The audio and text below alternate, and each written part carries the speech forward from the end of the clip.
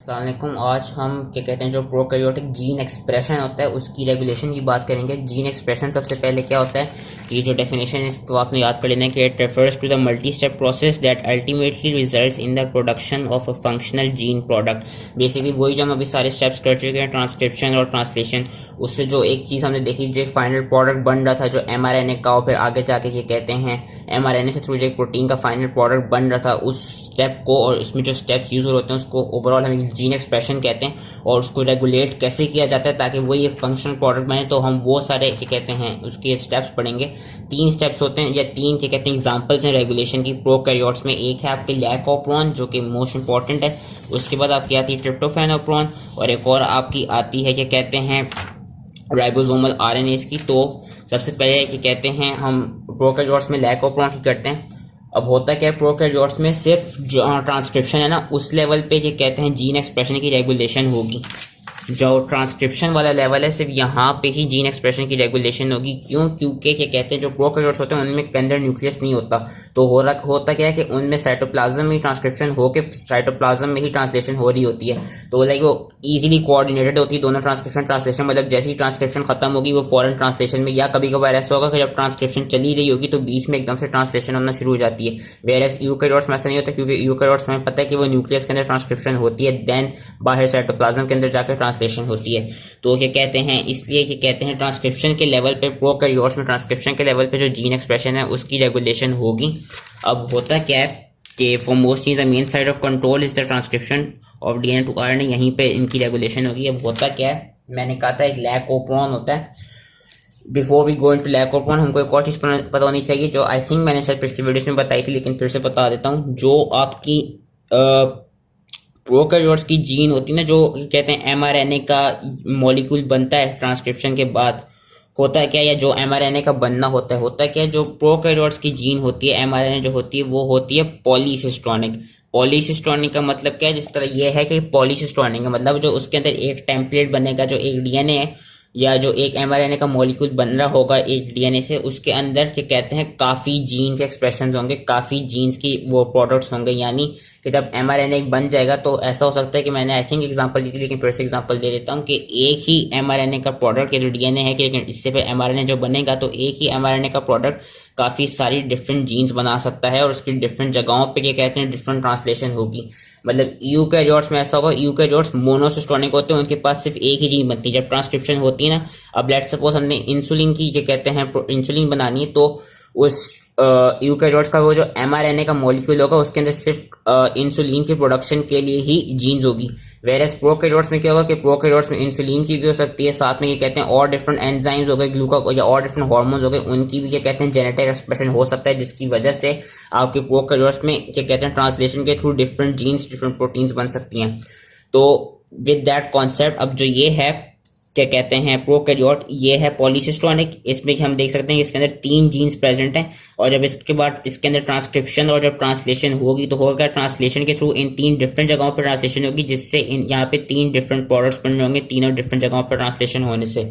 तो हम बात करते हैं लैकोप्रोन की। अब लैकोप्रोन को लैकोप्रोन क्यों कहते हैं, होता क्या है, क्योंकि क्या कहते हैं प्रोकैरियोट्स में देखा गया था जब वो लैक्टोज को क्या कहते हैं लैक्टोज से रिलेटेड जब उन्होंने कुछ प्रोडक्ट्स बनाने हो, लैक्टोज को यूज करना हो, तो उसलिए क्या कहते हैं हमने लैकोप्रोन में पहले लैक रखा है क्योंकि वो लैक्टोज के थ्रू देखा गया था। दूसरा ओप्रोन, ओप्रोन क्या होता है, ओप्रोन इसी पॉलीसिस्टोनिक स्ट्रक्चर को कहते हैं। ओप्रोन सिर्फ प्रोकैरियोट्स में होते हैं क्योंकि प्रोकैरियोट्स की जो डीएनए जो जीन्स होती हैं, जो mRNA का मॉलिक्यूल होता है वो पॉलीसिस्टोनिक होते हैं, वेरएस यूकैरियोट्स में क्या कहते हैं पॉलीसिस्टोनिक नहीं होता, मोनोसिस्टोनिक होते हैं। तो यूकैरियोट्स में इस स्ट्रक्चर को ओप्रोन नहीं कहा जाता, यूकैरियोट्स में ओप्रोन होता ही नहीं है। ओप्रोन जो होती है वो सिर्फ प्रोकैरियोट्स में ही होती है कि इट रिफर्स टू क्या कहते हैं ये it refers to the fact कि जब एक आपकी जो mRNA बन रही है उसके अंदर काफ़ी डिफरेंट जीन्स हैं। अब होता है कि एक बेसिक कॉन्सेप्ट होना चाहिए कि जो ओप्रोन होगा उसके अंदर जिस तरह लैकोप्रोन उसके अंदर कुछ 3 डिफरेंट चीज़ें होती हैं।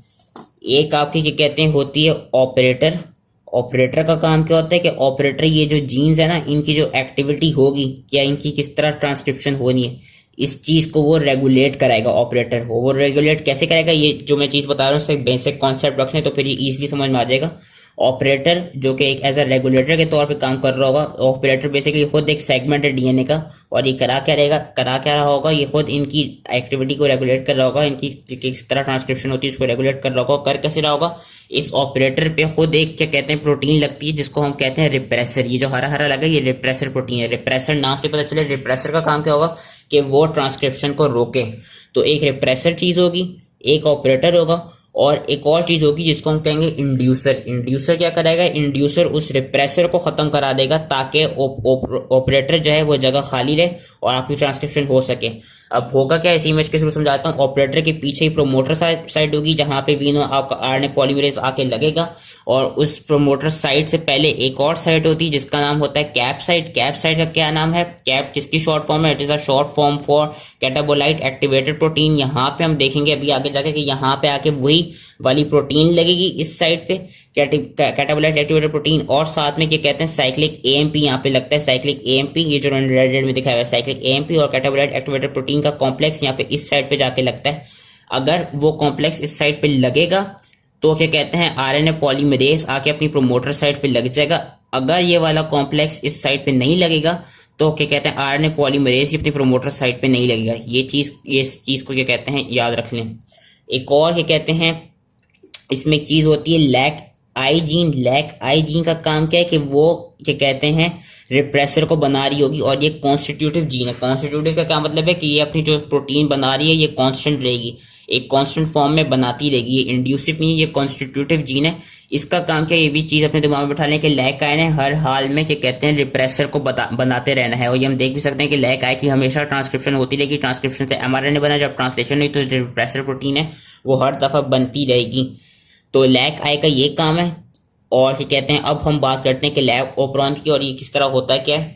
अब आई होप मेन फिर से मैं रिवाइज करा रहा हूँ। मेन कॉन्सेप्ट ये याद रखना था कि जो ये जीन है, 3 जीन्स हैं, और क्या कहते हैं इनकी एक्टिविटी रेगुलेट कैसे करेगी, ऑपरेटर रेगुलेट कराएगा। ऑपरेटर क्या होता है, basically it is a segment of DNA, एक सेगमेंट है डीएनए का जो कि इनकी एक्टिविटी को रेगुलेट कर रहा होगा। इस ऑपरेटर, और ये कैसे कर रहा होगा एक्टिविटी को रेगुलेट, इसके ऊपर खुद एक प्रोटीन लगेगी, रिवर्सिबली एक प्रोटीन के साथ बाइंड करेगा जिसका नाम होगा रिप्रेसर प्रोटीन। अगर तो वो रिप्रेसर प्रोटीन लगी होगी तो वो रिप्रेस करेगी ट्रांसक्रिप्शन को, अगर वो नहीं लगी होगी तो नहीं करेगी। इससे पीछे एक होती है प्रोमोटर साइड जहां पे आरएनए पॉलीमरेज ने लगना होगा, और इसी से पीछे कैप साइड होगी। अगर कैप साइड पे कैप प्रोटीन जो है वो लगी हुई अपने सीएमपी कॉम्प्लेक्स के साथ तो आरएनए पॉलीमरेज लग जाएगा प्रोमोटर पे और क्या कहते हैं ट्रांसक्रिप्शन हो पाएगी। अगर कैप साइड खुली हुई हुई तो आरएनए पॉलीमरेज अपनी प्रोमोटर साइड पे नहीं लग सकता। तो एक तरफ से हम देख सकते हैं जो कैप साइड है वो आरएनए पॉलीमरेज की अटैचमेंट को रेगुलेट कर रही है, जो कैप साइड है। इससे पीछे एक और जीन होगी जिसका नाम होगा lac I gene. Lac I gene का क्या काम है कि इसने हर हाल में चाहे जो भी कंडीशंस हो, तीनों कंडीशंस में इसने क्या कहते हैं जो रिप्रेसर प्रोटीन है उसको प्रोड्यूस करते रहना है। अब जो ये 3 प्रोटीन्स हैं लैक जी, लैक वाई, लैक ए, इनके भी हम फंक्शंस याद कर लें। लैक जी जीन का क्या कहते हैं फंक्शन क्या है, लैक जी जीन जो है जब इसकी ये पूरा ट्रांसक्रिप्ट बनेगा एमआरएनए का और फिर जब ट्रांसलेशन होगी तो लैक जी जीन ट्रांसक्रिप्शन और ट्रांसलेशन के बाद बनाएगी बीटा गैलेक्टोसिडेज। ये बेसिकली कोड करती है एक एंजाइम को जिसका नाम है, जिस एंजाइम का नाम है बीटा गैलेक्टोसाइडेज।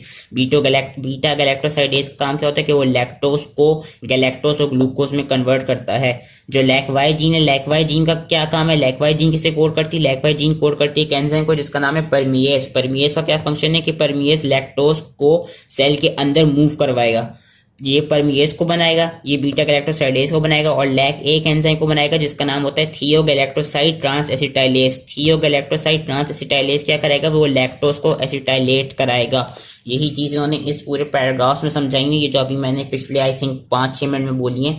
ये क्या कहते हैं एक ऑपरेटर रीजन होते हैं जो कि सेगमेंट ऑफ डीएनए जो कि एक्टिविटी को रेगुलेट करेगा इन स्ट्रक्चरल जीन्स की। कैसे करेगा, reversibly binding to a protein known as repressor. अगर तो ये बाउंड नहीं हुआ होगा रिप्रेसर से तो आरएनए पॉलीमरेज अपने प्रोमोटर पे लग जाएगा और ट्रांसक्रिप्शन हो पाएगी। अगर तो ये बाउंड हुआ होगा तो क्या कहते हैं पॉलीमरेज की जो वो है वो ब्लॉक्ड होगी और वो नहीं बना पाएगा एमआरएनए।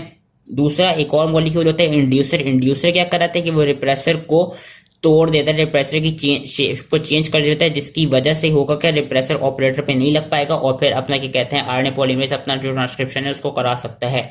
जो जीन्स हैं उनमें से जो लैक जी जीन थी जो कि ये वाली थी, ये कोड करिए बीटा गैलेक्टोसाइडेज को।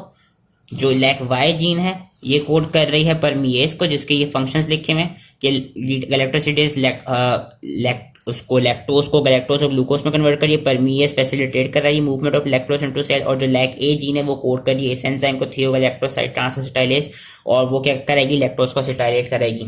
अब होता क्या है, तीन कंडीशंस होती हैं, या ये जितनी भी जीन्स है ना, अच्छा ये तभी क्या कहते हैं बनेंगी जब लैक्टोज प्रेजेंट हो, और ये लैक्टोज से ही रिलेटेड है, क्योंकि इन्होंने इन जीन्स का काम क्या हो रहा है हम इनके फंक्शन से देख सकते हैं। इनका फंक्शन ये है कि इन्होंने लैक्टोज मेटाबॉलिज्म को वो करना है, ये कहते हैं लैक्टोज को एज अ एनर्जी यूज करना है प्रोकैरियोट्स ने। लेकिन ये होगा तभी जब लैक्टोज प्रेजेंट हो, अगर ग्लूकोज प्रेजेंट होगी ना तभी नहीं होगा, क्योंकि प्रोकैरियोट्स आपके क्या कहते हैं ग्लूकोज को compare to lactose as a ज्यादा एसेंशियल समझते हैं। अगर कोई भी ऐसी सिचुएशन हो जहाँ पे ग्लूकोज प्रेजेंट हो तो ग्लूकोज को एज अ प्राइमरी वो लिया जाएगा, प्राइमरी शुगर लिया जाएगा एनर्जी के लिए, क्योंकि ग्लूकोज ही मेन एनर्जी का फ्यूल होता है। बाकी जितनी भी शुगर्स हैं वो as a main primary source नहीं होती एनर्जी का, ग्लूकोज ही आपकी ओवरऑल यूनिवर्स में एज अ एनर्जी की सोर्स यूज किया जाता है। तो अब इन्होंने अगर वो जो कॉन्सेप्ट मैंने समझाया था वो समझ आ गया, तो बस लैक ओपरॉन से रिलेटेड, ओपरॉन एक पॉलीसिस्टोनिक क्या कहते हैं वो है जेनेटिक मॉलिक्यूल है, पॉलीसिस्टोनिक है, इसमें डिफरेंट जीन्स हैं। तो लैक ओपरॉन बेसिकली लैक्टोज के मेटाबॉलिज्म को क्योंकि वो कर रहा है अफेक्ट कर रहा है, ये चीज बताइए। तीन कंडीशंस बताई हैं, एक में क्या है ग्लूकोज प्रेजेंट है, लैक्टोज बिल्कुल प्रेजेंट ही नहीं, दूसरी में क्या कहते हैं लैक्टोज प्रेजेंट है ग्लूकोज नहीं, तीसरी में दोनों प्रेजेंट है। और यही चीज इन्होंने फर्दर आगे के पैराग्राफ में समझाई है। होता क्या है, फर्स्ट कंडीशन जिसमें ग्लूकोज प्रेजेंट है लैक्टोज नहीं है, मैंने क्या कहा कि हमेशा जब भी कोई भी क्या कहते हैं ऑर्गेनिज्म होगा वो ग्लूकोज को एज एनर्जी सोर्स यूज करेगा। इस कंडीशन में क्या होता है जो इसमें उन्होंने समझाया है, सिंस जो लैक आई जीन है जो कि कॉन्स्टिट्यूटिव जीन है उसने हर हाल में रिप्रेसर बनाना ही है, तो वो अपना रिप्रेसर बना रही होगी। रिप्रेसर क्या करेगा, रिप्रेसर कर देगा जाके बाइंड ऑपरेटर पे। जब ये ऑपरेटर पे बाइंड कर देगा तो इसका मतलब है प्रोमोटर वाली साइड पे आपका आरएनए पॉलीमरेज नहीं लग सकता। और एक और बात जो मैंने नहीं बताई, जब भी ग्लूकोज प्रेजेंट होगा तो हमने क्या कहते हैं एक एंजाइम पढ़ा है एडेनिलाइल साइक्लेज। एडेनिलाइल साइक्लेज क्या करते हैं, वो सीएमपी में कन्वर्ट करते हैं। एंड आई टोल्ड यू कि जो कैप साइट है वहां पे जब सीएमपी और कैप का कॉम्प्लेक्स लग जाएगा तो आरएनए पॉलीमरेज अपनी प्रोमोटर रीजन पे जाके लग जाएगा। होता क्या है, जब ग्लूकोज प्रेजेंट होता है तो ग्लूकोज क्या करता है, एडेनिलाइल साइक्लेज जो एंजाइम है उसको इनहिबिट कर देता है, उसको इनएक्टिव कर देता है। जिसकी वजह से क्या होता है कि जब वो एडेनिलाइल साइक्लेज को इनएक्टिवेट कर देगा तो एडेनिलाइल साइक्लेज जो एंजाइम है वो CAMP साइक्लिक एडिनोसिन मोनोफॉस्फेट में नहीं कन्वर्ट हो जाएगा। जब वो नहीं कन्वर्ट हो पाएगा तो यानी जो CAMP है वो इसके साथ जाके कॉम्प्लेक्स नहीं बना सकता और साइड पे आके नहीं लग सकता। तो यही चीज इन्होंने इस कंडीशन में दिखाई हुई, since there is lot of glucose present. इसकी वजह से हो क्या रहा है, जो एडेनिलाइल साइक्लेज है वो इनएक्टिव है in the presence of glucose, और जब वो इनएक्टिव है तो CMP बनेगा नहीं। जब CMP बनेगा नहीं तो वो कैप के साथ जाके यहाँ पे अपना इस कॉम्प्लेक्स को अटैच नहीं कर सकता, जिसकी वजह से कैप साइट ओपन है। और दूसरा, सिंस ये वाली जीन जो इसका काम है रिप्रेसर को हमेशा बनाते रहना, ये रिप्रेसर को बना रही है, रिप्रेसर ऑपरेटर पे आके लग गया। अब सिंस रिप्रेसर ऑपरेटर पे आके लग गया और कैप साइट भी खुली हुई है तो आरएनए पॉलीमरेज जो है वो अपने प्रोमोटर रीजन पे नहीं अटैच होगा, जिसकी वजह से इन तीन जीन्स की ट्रांसक्रिप्शन और ट्रांसलेशन नहीं होगी, जिसकी वजह से ये तीन प्रोटीन्स नहीं बन सकती, जिसकी वजह से लैक्टोज का मेटाबॉलिज्म अफेक्ट करेगा। दूसरी कंडीशन क्या होती है, दूसरी कंडीशन ये है कि जिसमें लैक्टोज हाई अमाउंट में प्रेजेंट है, ग्लूकोज प्रेजेंट नहीं है। अब ग्लूकोज प्रेजेंट नहीं है तो एडेनिलाइल साइक्लेज एक्टिवेट हो गया है और वो कन्वर्ट हो रहा है CAMP में। CAMP में वो कन्वर्ट हो रहा है। CAMP क्या कर रहा है, जो कैप प्रोटीन है उसके साथ जाके अटैच होकर कॉम्प्लेक्स बना रही है, वो कॉम्प्लेक्स अटैच हो रहा है कैप साइड पे। जब वो अटैच हो गया कैप साइड पे तो उससे हुआ क्या है कि कहते हैं आरएनए पॉलीमरेज प्रोमोटर रीजन पे आ सकता है। एक और चीज क्या हुई है कि lac I gene since it's constitutive वो तो अपनी प्रिप्रेसर बना रही, लेकिन सिंस लैक्टोज हाई अमाउंट में प्रेजेंट है तो कभी कभार होता है कुछ लैक्टोज अपने एक आइसोमर में कन्वर्ट हो जाता है जिसका नाम होता है एलोलैक्टोज। एलोलैक्टोज का क्या फंक्शन होता है, वो एक्ट करता है एज अ इंड्यूसर। इंड्यूसर का काम मैंने क्या बताया था, इंड्यूसर क्या कराता है, जो रिप्रेसर होता है उसकी जो प्रोटीन होती है, जो रिप्रेसर प्रोटीन है उसकी शेप को चेंज कर देता है, जिसकी वजह से क्या होता है कि रिप्रेसर जो है ऑपरेटर पे नहीं लग सकता। तो यही चीजें हो रही है, सिंस लैक्टोज अपने एलोलैक्टोज में कन्वर्ट हो गया कुछ पार्ट, उसने किया क्या, रिप्रेसर प्रोटीन का हम ये देख सकते हैं उसकी शेप को चेंज कर दिया, जिसकी वजह से क्या हुआ, जो रिप्रेसर प्रोटीन है वो ऑपरेटर पे नहीं लग पाई। अब रिप्रेसर ऑपरेटर पे नहीं लगा हुआ और कैप साइड भी बाउंडेड है इससे, क्या कहते हैं कैप और CMP के कॉम्प्लेक्स से। तो इसमें क्या होगा, इस कंडीशन में आपके प्रोमोटर रीजन पे यहाँ दिखाया हुआ भी आरएनए पॉलीमरेज आके लग गया। जब ये लग जाएगा तो ये ऑपरेटर साइड को क्या कहते हैं छोड़ के इस साइड को छोड़ के इस साइड को लीव करके, क्योंकि इसने ऑपरेटर को तो नहीं ट्रांसक्रिप्ट में बनाना, इन 3 जीन्स की ट्रांसक्रिप्शन कराएगा, इन 3 जीन्स की ट्रांसक्रिप्शन होगी, फिर ये देख सकते हैं ट्रांसक्रिप्शन से एमआरएनए बना। एमआरएनए पे इन 3 जीन्स के डिफरेंट रीजन्स थे। अब इन तीनों रीजन्स पे डिफरेंट जगहों पे यहाँ पे अलग से ट्रांसलेशन हुई, यहाँ पे अलग से ट्रांसलेशन हुई, यहाँ पे अलग से ट्रांसलेशन हुई, जिससे ये 3 एंजाइम्स बन गए और जो लैक्टोज का जो मेटाबॉलिज्म है वो इजीली हो जाएगा प्रोकैरियोट्स के अंदर। ये उन्होंने इस कंडीशन में दिखाया हुआ है।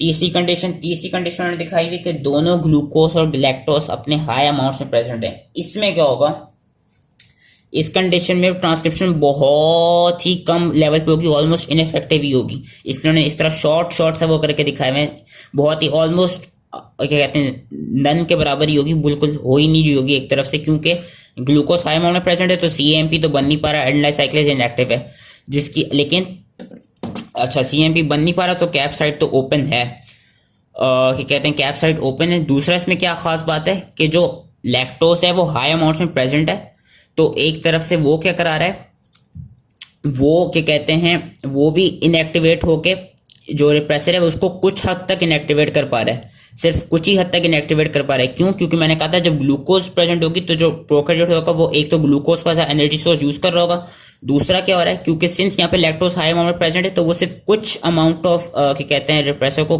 कन्वर्ट कर रहा है, इनहिबिट कर रहा है, लेकिन जो बाकी रिप्रेसर है वो जहाँ के लग रहे हैं ऑपरेटर पे, इसलिए आरएनए पॉलीमरेज तो लग गया इजीली, लेकिन सिंस क्या कहते हैं रिप्रेसर लग रहा है ऑपरेटर पे और ये साइड भी खुली हुई है, इसलिए अपना आरएनए पॉलीमरेज सही, और इवन तो लैक्टोज हाई अमाउंट में प्रेजेंट है आरएनए पॉलीमरेज सही से अपना फंक्शन नहीं कर पाएगा, जिसकी वजह से हम देख सकते हैं कि there is very low levels of mRNA and therefore protein expression. तो यहाँ पे बहुत ही कम ये 3 जीन्स पढ़नी होगी। ये चीज उन्होंने इस फिगर में समझाई हुई। ये थी आपका एक तरफ से लैक ऑपरॉन सिस्टम। अब एक और सिस्टम आता है ट्रिप्टोफैन ऑपरॉन। ट्रिप्टोफैन ऑपरॉन में क्या खास बात है, वहां पे हमने 3 जीन्स पढ़ी थी, ये 3 जीन्स होती हैं। ट्रिप्टोफैन ऑपरॉन में इसकी जगह 5 जीन्स हो जाती हैं और यही सारा स्ट्रक्चर होता है। ट्रिप्टोफैन ऑपरॉन की कोई सही से उन्होंने इमेज दिखाई भी नहीं है, बस ट्रिप्टोफैन ऑपरॉन को उन्होंने एक चीज बताई हुई है। होता क्या है, यहाँ पे हम देख रहे थे कि जो लैक्टोज है वो अपने एलल लैक्टोज में कन्वर्ट होकर एज ए इंड्यूसर काम कर रहा है। इस साइड पे क्या हो रहा है कि जो ट्रिप्टोफैन है जब वो हाई अमाउंट में प्रेजेंट होगा तो ट्रिप्टोफैन क्या करेगा, ट्रिप्टोफैन एज अ रिप्रेसर काम कर रहा होगा। यहाँ पे लेट्स सपोज ये ट्रिप्टोफैन का दिखाया हुआ है, जो ट्रिप्टोफैन होगा वो एज अ रिप्रेसर काम कर रहा होगा। ये चीज उन्होंने इस पैराग्राफ में समझाई हुई है कि ट्रिप्टोफैन एज अ रिप्रेसर काम करके खुद ऑपरेटर पे लग जाएगा कि tryptophan itself binds to a repressor protein and facilitate the binding of the repressor to the operator, कि itself binding to repressor, खुद रिप्रेसर प्रोटीन जो उस पे लगेगा और एक तरफ से ऐसा देख सकते हैं एज अ रिप्रेसर ही एक्ट करेगा, क्योंकि ये खुद क्या कराएगा, जो रिप्रेसर प्रोटीन है उसको फैसिलिटेट करवाएगा कि वो इजीली जाकर ऑपरेटर पे लग जाए। और वो इस तरह रेगुलेट करवाता है कि क्या कहते हैं जब ट्रिप्टोफैन हाई अमाउंट्स में हो तो इस तरह रेगुलेट करवाएगा कि कहते हैं वो खुद रिप्रेसर को लगा दे ऑपरेटर पे, ताकि ट्रिप्टोफैन की जो प्रोडक्शन है वो कम हो जाए। और दूसरी तरह वो किस तरह कराता है, एक एटेन्युएशन प्रोसेस के थ्रू करवाता है। एटेन्युएशन प्रोसेस क्या होता है कि ये हम देख सकते हैं कि ये ट्रांसक्रिप्शन ये एमआरएनए मॉलिक्यूल बना था, इसमें ट्रांसलेशन ट्रिले यहाँ पे कहते हैं राइबोसोम आके लगा हुआ है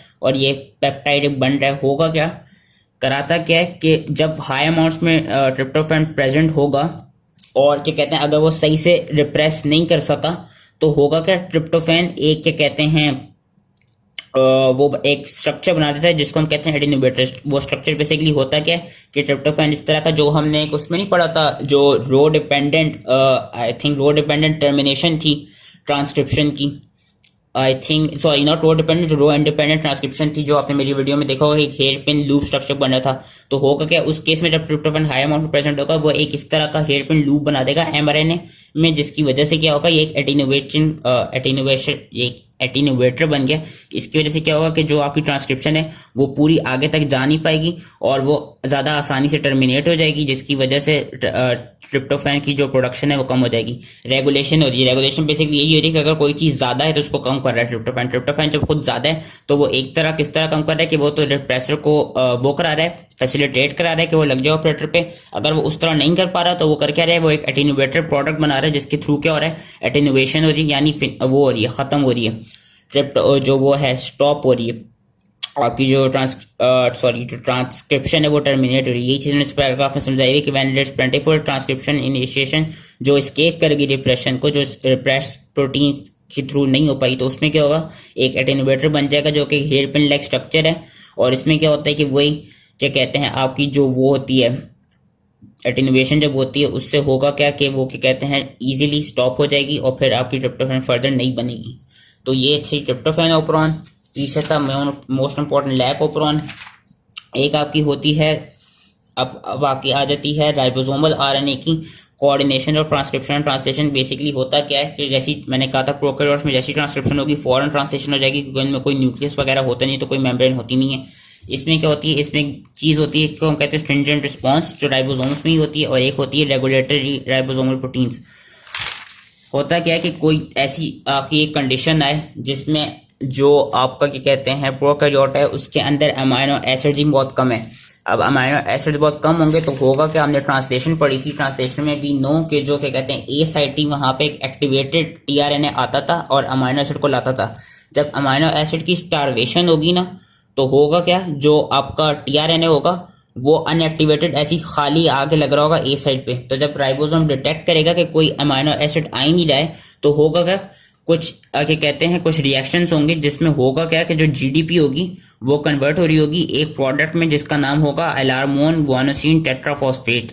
अलार्मोन गुआनोसिन टेट्राफॉस्फेट क्या कराएगी कि वो ट्रांसक्रिप्शन को इनहिबिट करा देगी। ये एक प्रोडक्ट होता है, ये कराता कि जब प्रोकैरियोट्स में अमाइनो एसिड्स की डेफिशिएंसी हुई, वो स्टारवेशन हुई यानी अमाइनो एसिड्स कम हो, तो जो क्या कहते हैं ट्रांसलेशन में हमने देखी थी जो ए साइट थी जहां पे टीआरएनए आ रहा था एक्टिवेटेड, उधर होगा क्या, if I can get it, हाँ होगा क्या कि जब अमाइनो एसिड्स होंगे नहीं प्रोकैरियोट्स के अंदर तो यहाँ पे जो ये टीआरएनए लग रहा है वो बगैर किसी अमाइनो एसिड के आएगा, जिसकी वजह से होगा क्या, जो आपका राइबोसोम होते हैं वो उधर उनका जो 70S सब यूनिट है उनके पास एक फैक्टर होता है जिसका नाम होता है स्ट्रिंजेंट फैक्टर। वो उस स्ट्रिंजेंट फैक्टर के थ्रू क्या करेंगे, जीडीपी को कन्वर्ट कर देंगे इस प्रोडक्ट में जिसका नाम है अलार्मोन गुआनोसिन टेट्राफॉस्फेट। जब वो इस प्रोडक्ट में कन्वर्ट हो जाएगा तो होगा क्या कि क्या कहते हैं ये प्रोडक्ट क्या करेगा, ये जो ट्रांसक्रिप्शन होगी उसको इनहिबिट करा देगा। जब वो ट्रांसक्रिप्शन को इनहिबिट करा देगा तो होगा क्या, आरएनए की प्रोडक्शन नहीं हो पाएगी, टीआरएनए की प्रोडक्शन नहीं हो पाएगी और कुछ एमआरएनए की प्रोडक्शन नहीं हो पाएगी। यहाँ पे कुछ से क्या मतलब है, बेसिकली वो एमआरएनए जो राइबोसोम्स की प्रोटीन को सिंथेसाइज कराती हैं उनकी इनहिबिशन होगी, लेकिन जो बाकी एमआरएनए जो अमाइनो एसिड के थ्रू डिफरेंट प्रोटीन्स को क्या कहते हैं वो करा रही होती हैं, प्रोड्यूस करा रही होती हैं, उनकी इनहिबिशन नहीं होगी। सिर्फ वो प्रोटीन्स जो राइबोसोमल प्रोटीन्स को क्या कहते हैं प्रोड्यूस कराती हैं उनकी क्या कहते हैं उन एमआरएनए की क्या कहते हैं इनहिबिशन होगी इस ट्रांसक्रिप्शन इस प्रोडक्ट के थ्रू। ये थी ये स्ट्रिंजेंट रिस्पॉन्स है। स्ट्रिंजेंट रिस्पॉन्स इसलिए क्योंकि जो राइबोसोम्स के अंदर जो फैक्टर है उस फैक्टर का नाम स्ट्रिंजेंट फैक्टर होता है, जो कि बेसिकली इस प्रोडक्ट की जिसका नाम है गुआनोसिन टेट्राफॉस्फेट अलार्मोन गुआनोसिन टेट्राफॉस्फेट उसकी प्रोडक्शन कराता है। लास्ट चीज है वो है आपकी रेगुलेटरी राइबोसोमल प्रोटीन। बेसिकली होता है क्या नॉर्मली कि we know ribosome it is क्या कहते हैं mixture of ribosomal RNA and some ribosomal proteins. तो राइबोसोमल आरएनए भी ट्रांसक्रिप्शन के थ्रू बनती है एंड जो राइबोसोमल प्रोटीन्स हैं वो भी थ्रू क्या कहते हैं हम देख सकते हैं एमआरएनए के थ्रू बनती हैं। होता है क्या नॉर्मली तो एक राइबोसोमल प्रोटीन्स बनती हैं वो राइबोसोमल आरएनए के साथ अटैच करेंगी और एक राइबोसोम का स्ट्रक्चर बन जाएगा।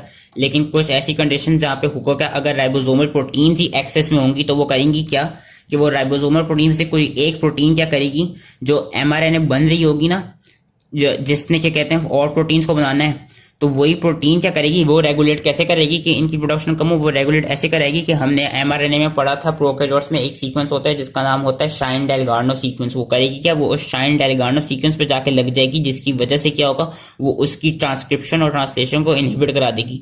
जब उसी की ट्रांसक्रिप्शन ट्रांसलेशन इनहिबिट हो जाएगी तो उससे होगा क्या, ये जो राइबोसोमल प्रोटीन्स हैं इनकी जो प्रोडक्शन ज्यादा हुई थी वो कम हो जाएगी और इस तरह आपकी जो क्या कहते हैं राइबोसोम्स हैं उनका जो एक्सप्रेशन है, उनकी प्रोटीन का जो एक्सप्रेशन है वो रेगुलेट हो जाएगा। तो दैट वाज क्या कहते हैं जीन रेगुलेशन, जेनेटिक एक्सप्रेशन का regulation in prokaryotes. I hope easily समझ में आ गया एंड थैंक यू।